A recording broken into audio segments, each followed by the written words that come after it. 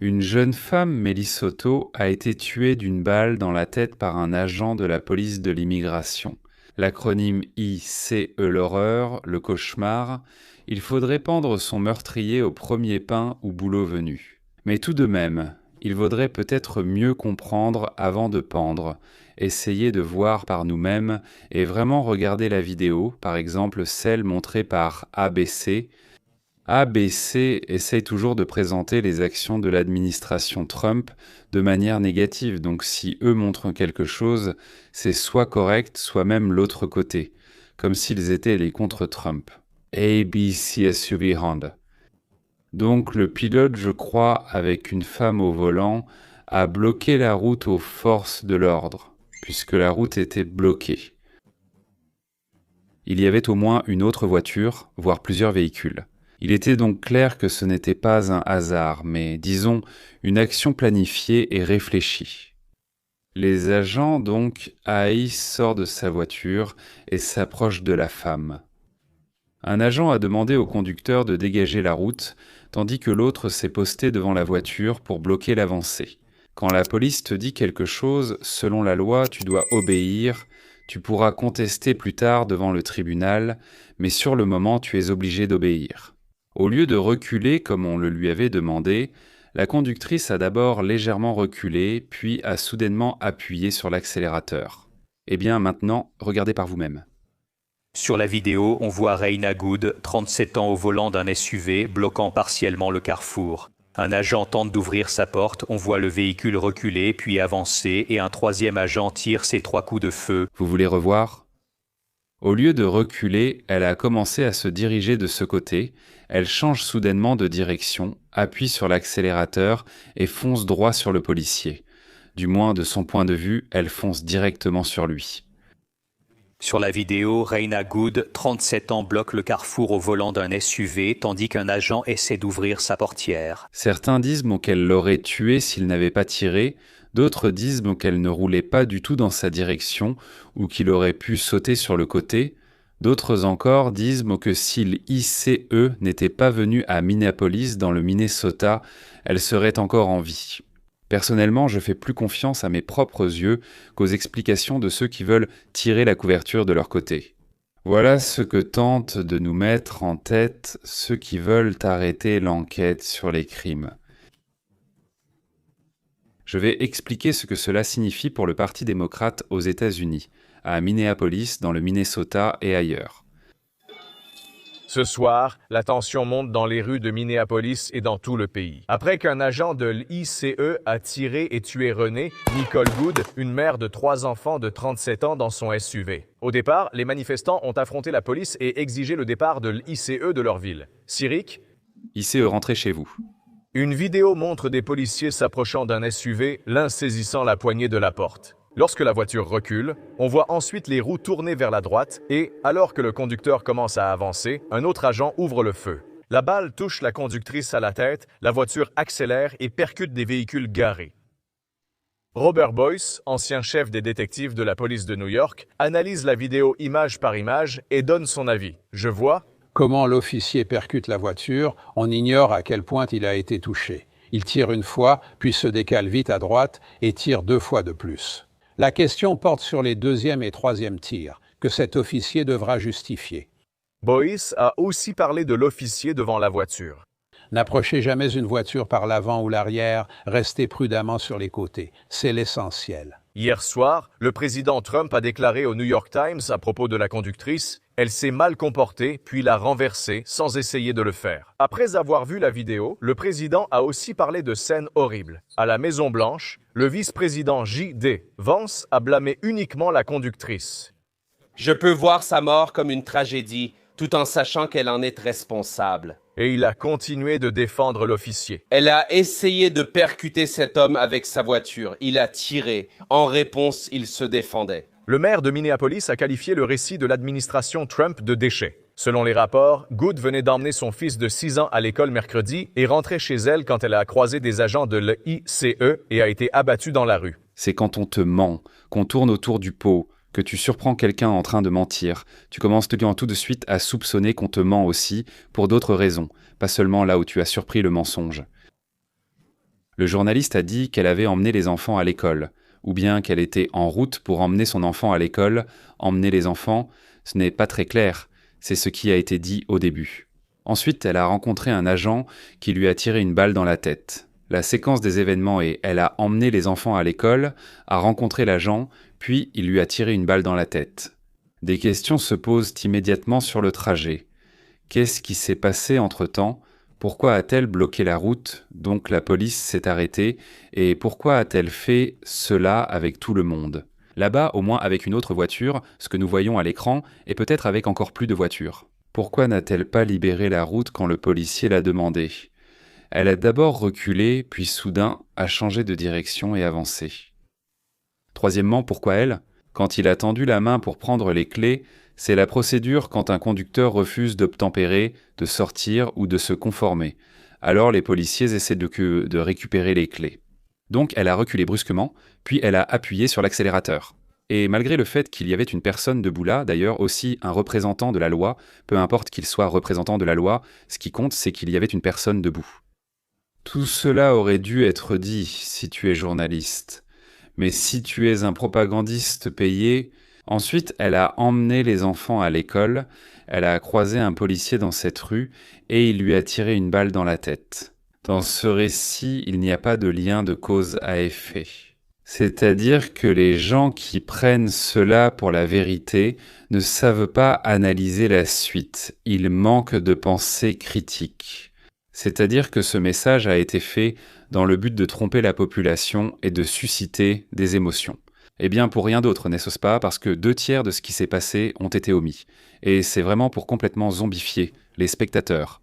Le récit a son sujet en tant que bonne personne, ce que je crois absolument, bien sûr, mais cela n'a rien à voir avec ce qui se passe, ou plutôt avec ce qui s'est passé et avec ses actions. René Good, né à Colorado Springs, mère de 3 enfants, a récemment déménagé de Kansas City à Minneapolis. Une voisine, ni terroriste ni extrémiste, juste une mère aimant ses enfants et son mari. A confié sa mère au Minnesota Star Tribune. Elle a toujours pris soin des autres, était aimante, indulgente et très affectueuse. Une personne vraiment extraordinaire. C'était une personne formidable, une amie précieuse, épouse et mère. Contrairement à ce qu'on a dit, elle n'était pas extrémiste, ce qui reste incompréhensible. Un extrémiste bloque la route à l'arrivée de la police, refuse de bouger, puis accélère malgré la présence de quelqu'un devant. Est-ce cela ou autre chose qu'un extrémiste ? Je ne comprends pas ce qu'ils veulent dire. Mais elle a bloqué la route à la police, elle n'est pas sortie de la voiture, elle a essayé de s'enfuir devant la police en dirigeant la voiture vers la personne qui se tenait devant, et quelqu'un lui a tiré dessus, pensant qu'elle voulait le tuer, l'écraser, le blesser. Je ne sais pas ce qu'il pensait à ce moment-là. Une voiture fonçait sur lui, il a sorti son pistolet et a tiré 3 fois, ce qui est tout à fait possible. Peut-être qu'elle voulait, d'ailleurs, on ne sait pas, peut-être pas tuer, mais renverser, ou peut-être qu'elle ne voulait pas. Et simplement par haine, par colère, dans un état de stress émotionnel, elle n'a tout simplement pas réfléchi, elle a foncé sur une personne et elle a été tuée. Elle peut très bien être une bonne mère, amie, épouse, tante, sœur ou belle-mère. Je ne sais pas, etc. Mais elle était montée, elle était excitée, elle avait été poussée à la haine et à la rage par quelqu'un qui sera transféré dans une autre partie du pays. Portland, Oregon. Une voiture avec 2 jeunes gens fonce à toute vitesse, droit sur 2 policiers. Les policiers ouvrent le feu. Le temps, eh bien, tout se passe comme à Médizotte, n'est-ce pas ? Ivric Sean, bonsoir Sean. Comme mentionné plus tôt à Portland, Oregon, un agent des services frontaliers a tué 2 personnes après qu'un conducteur aurait tenté de foncer sur des agents fédéraux. Tout cela s'est produit vers 14h-19h locale, bien sûr, heure du Pacifique. Lorsque les agents se sont identifiés, d'ailleurs, il s'agissait d'un contrôle ciblé d'un membre présumé du gang vénézuélien Tren de Aragua après que l'agent se soit identifié. Le conducteur et ce passager, qui seraient également impliqués dans le réseau de prostitution de ce gang, ont tenté d'utiliser la voiture comme une arme et de foncer sur les forces de l'ordre. Après que le conducteur a été blessé par balle, ils ont été retrouvés environ 10 minutes plus tard. Le conducteur et le passager semblaient tous deux avoir été blessés. Comme vous l'avez mentionné, ils ont été transportés à l'hôpital local, Sean. Nous n'avons pas de nouvelles informations sur leur état aujourd'hui et cela survient bien sûr juste après la fusillade d'hier à Minneapolis où une femme aurait également tenté de foncer sur les policiers. Malgré l'ordre de sortir, elle a malheureusement succombé à ses blessures. Sean. En d'autres termes, les policiers savent que les criminels utilisent les voitures comme des armes. Si tu ne réagis pas à temps, c'est toi qui finiras à la morgue, pas eux. Alors à toi de choisir. Comme vous le savez, notre mantra est que les gens croient ce qu'ils veulent, ce qui concerne près de 90% de la population. Alors, vous savez, les faits, il y en a peu, les faits sont importants, mais tout le reste, ce sont des émotions. Ils croient en ce qu'ils veulent croire. La seule divergence que j'ai avec Bill, c'est qu'il pense que 90% de l'humanité ne vérifie rien, ne sait pas évaluer de façon critique, assimiler l'information et ne veut réfléchir à rien. Je pense qu'il se trompe. Et ce n'est pas 90, mais 99,8% de la population de la planète. Bon, continuons. Ainsi, quelques minutes après cette terrible fusillade à Minneapolis, les gens étaient déjà divisés en camps opposés. C'est clair, la gauche, qui ne veut pas d'un renforcement de l'immigration, a diabolisé l'ICE et la droite, qui veut vraiment que le gouvernement fédéral contrôle l'immigration illégale, a diabolisé aussi Renée Nicole Gut. Tout va bien. Elle est mère de 3 enfants, dont un fils de 6 ans. Elle est lesbienne. Elle vit avec une partenaire féminine. Pourquoi? C'est ça? Parce qu'en ce moment, il n'est absolument pas clair où le plus jeune garçon va finir, et je m'inquiète beaucoup pour lui. La fille de 15 ans, le fils de 12 ans, comment ils vivent avec leur père? La fille de 15 ans, le fils de 12 ans, ils vivent avec leur père. En fait, tout s'avère être un peu différent, mais vraiment un tout petit peu. Sur les 3 enfants, il s'avère que 2 vivent avec leur père, et le plus jeune fils de 6 ans vit avec Renée et sa partenaire lesbienne. L'image d'une gentille maman qui emmène 3 enfants à l'école ne se dessine pas vraiment. Et tout à fait apolitiquement, j'ai dit que si on vous a menti quelque part, cela veut dire qu'on ment encore ailleurs. Sa mère, Madame Good, dit qu'elle n'était pas militante, mais c'est faux. Elle était une libérale très passionnée. Et mes sources, aussi bien au Colorado, où elle vivait, qu'au Minnesota, disent qu'elle n'était pas une antifasciste lançant des bombes, mais qu'elle était émotionnellement impliquée dans les mouvements de gauche. Donc, la première mauvaise décision qui a conduit à sa mort, c'est qu'elle n'aurait pas dû interrompre une opération fédérale. C'est cette enquête qu'elle perturbait en fait, et elle a garé sa voiture pour essayer d'empêcher les agents fédéraux d'agir. C'était une décision terrible. Donc Renée est une militante et il est clair qu'elle est très émotive. D'ailleurs, beaucoup d'homosexuels sont particulièrement émotifs, donc... Surtout quand on a 3 enfants. Je ne la blâme pas pour sa mort. Je ne fais rien de tel. Je dis simplement que de mauvaises décisions entraînent de mauvaises conséquences. D'accord, il n'y a aucune raison sur Terre pour laquelle cette femme aurait dû se mettre en danger ainsi. Et si vous, qui me regardez aujourd'hui, où que vous soyez dans le monde, faites la même chose, vous risquez fort de vous blesser et vous pourriez mourir. Vous ne devez pas entraver les autorités dans l'exercice de leurs fonctions. Cela ne se fait nulle part et jamais. Ce n'est pas une forme de protestation. Et juste après que cette femme ait été tuée, ce déchet libanais absolument incroyable est apparu, affirmant qu'elle était une observatrice légitime ou quelque chose d'aussi insensé. Non, ce n'est pas le cas. Elle enfreignait la loi, c'est une entrave à la justice, c'est exactement ce qu'elle a fait, c'est clair. Et maintenant, la chose la plus importante de tout ce que j'ai dit jusqu'à présent dans ce reportage, je l'ai répété hier soir dans l'émission Cloma. Lancez l'enregistrement. Eh bien, tout d'abord, je ne vais pas remettre en question les actions du policier, c'est bas, et je ne le ferai pas. Je comprends, c'était une erreur, et toute personne qui agit ainsi devrait y réfléchir à 2 fois. Deuxièmement, c'est une histoire de mauvaises décisions, dans ta vie comme dans la vie de chacun. Si tu prends une série de mauvaises décisions, tu devras en payer le prix. Donc, je ne pense pas que qui que ce soit ait le droit de juger l'officier qui a tiré sur Minskou. La suite au prochain épisode.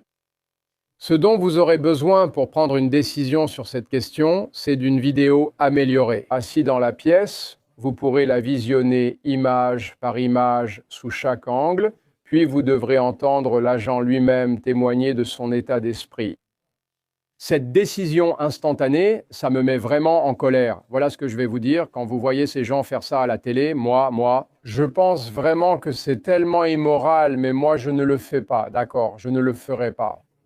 J'ai déjà été dans des situations avec une femme, la mort, des armes. Vous comprenez, je sais ce que c'est que l'adrénaline. Je ne vais pas juger cette personne.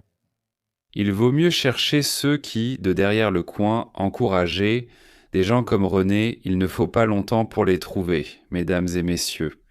L'ancien candidat à la vice-présidence des États-Unis du Parti démocrate, le gouverneur du Minnesota Tim Walz, qui fait actuellement l'objet d'une enquête pour des détournements de fonds de plusieurs milliards et non plus seulement de quelques millions, essaie d'attiser la haine contre Trump dans son État afin de détourner l'attention de ses propres crimes vers autre chose. Comme Clinton autrefois avait ordonné des bombardements pour détourner l'attention du pays de sa relation avec la stagiaire de 19 ans à la Maison-Blanche, Monica Lewinsky. Maintenant, il est instigateur et apparemment voleur aussi. Voici la Gestapo moderne de Trump qui attrape des gens directement dans la rue. Ils sont dans des fourgons banalisés, masqués, et il les envoie dans des prisons à l'étranger. C'est-à-dire que les agents de Trump circulent, ils portent des masques, attrapent des gens sans défense et innocents, et les envoient dans des cellules de torture à l'étranger. Mon Dieu, quel cauchemar pour la psychologie bouleversée. C'est horrible, il faut arrêter ça, il faut les écraser, il ne faut pas leur obéir, il faut les détruire. 3 signes de rétablissement. Aucune chance de se défendre ni de dire adieu à l'être aimé, juste attrapé par des agents masqués, entassés dans des fourgons et disparus. Voici le maire de Minneapolis, la principale ville du Minnesota, après avoir présenté le gouverneur de l'État. Lui aussi apparemment est impliqué dans le vol de milliards et il veut aussi détourner l'attention d'une manière ou d'une autre. Partez de Minneapolis, nous ne voulons pas de vous ici. La raison que vous invoquez pour être dans cette ville est d'apporter une certaine sécurité, mais vous faites exactement le contraire. Les gens souffrent, ils ont très mal, des familles sont déchirées. Les enfants souffrent, les familles se brisent. Ces gens-là sont pires que les fascistes hitlériens. Nous devons faire quelque chose, nous devons arrêter ces bêtes, ces monstres sous apparence humaine.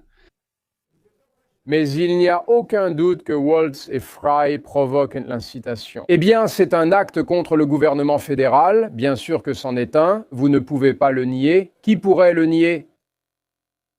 Et cette pauvre femme s'est retrouvée entraînée dans cette hystérie. En ce qui concerne l'administration Trump, quand vous avez une escroquerie de 9 milliards de dollars commise par un groupe de migrants illégaux venus de Somalie, quand 9 milliards de dollars ont été volés aux contribuables américains, vous avez l'obligation directe d'envoyer des agents du département de la sécurité intérieure sur le site où la fraude de 9 milliards de dollars a été commise. Ce n'est pas juste une option, c'est votre devoir. Et maintenant, Walz et Fry s'en fichent des 9 milliards, ils ont fermé les yeux là-dessus. Ils étaient censés savoir, et ils ont permis cela. Donc tu ne pourras pas t'en sortir avec eux. Ils se rebellent contre les États-Unis. Ainsi, le président Trump donne l'ordre d'envoyer 2000 agents de l'immigration et des douanes ICE à Minneapolis, non seulement pour arrêter les étrangers criminels. Et ces Somaliens impliqués dans cette fraude sont précisément ces criminels étrangers, mais aussi pour rétablir un certain ordre à Minneapolis qui fait clairement défaut en ce moment. Cependant, si vous voulez faire une comparaison, vous ne pourrez pas, car le président des États-Unis peut être absolument n'importe qui. Il existe une obligation de mettre fin à une fraude de 9 milliards de dollars. Messieurs, pour ceux qui n'ont pas encore compris, 10 milliards de dollars ont disparu quelque part dans le Minnesota. Au centre de tout cela, il y a 150 000 Somaliens vivant dans cet État, dont la moitié ou plus y résident illégalement, ayant trompé l'immigration. Les autorités sont soit impliquées, soit peut-être ont détourné le regard contre des pots de vin. Donald Trump envoie la police fédérale de l'immigration pour régler la situation. Il envoie, ce qui n'était jamais arrivé auparavant, il envoie 2000 flics parce que les Somaliens sont très agressifs et armés. D'ailleurs, ils sont 150 000. Et la police locale, sur ordre de la hiérarchie, n'aide pas, elle ne fait que gêner.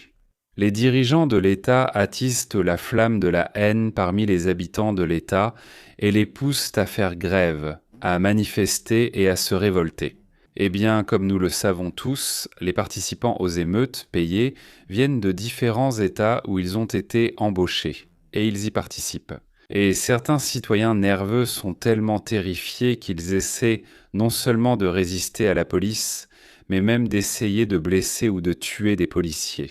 Et dans ce cas, une femme meurt, ce qui arrange beaucoup les escrocs. Vraiment beaucoup, parce que c'est exactement ce qu'ils voulaient. Maintenant, ils ont une raison de crier. Ils ont tout organisé pour qu'il y ait justement de tels cas. Plus il y en a, mieux c'est. Leur objectif principal est d'empêcher l'enquête sur le vol de milliards et d'éviter la prison à vie. Ah, d'ailleurs, tout cela est financé par ces mêmes Somaliens avec les milliards volés. Voilà toute l'histoire du tir sur une jeune femme, mère de 3 enfants, militante, gauchiste, suffragette, que je soupçonne de prendre des antidépresseurs et d'autres calmants. Personne ne devrait mourir dans les rues d'Amérique. Alors, à quoi bon chercher des coupables, messieurs? Si vous cherchez des coupables, c'est le Parti démocrate du Minnesota. À bientôt.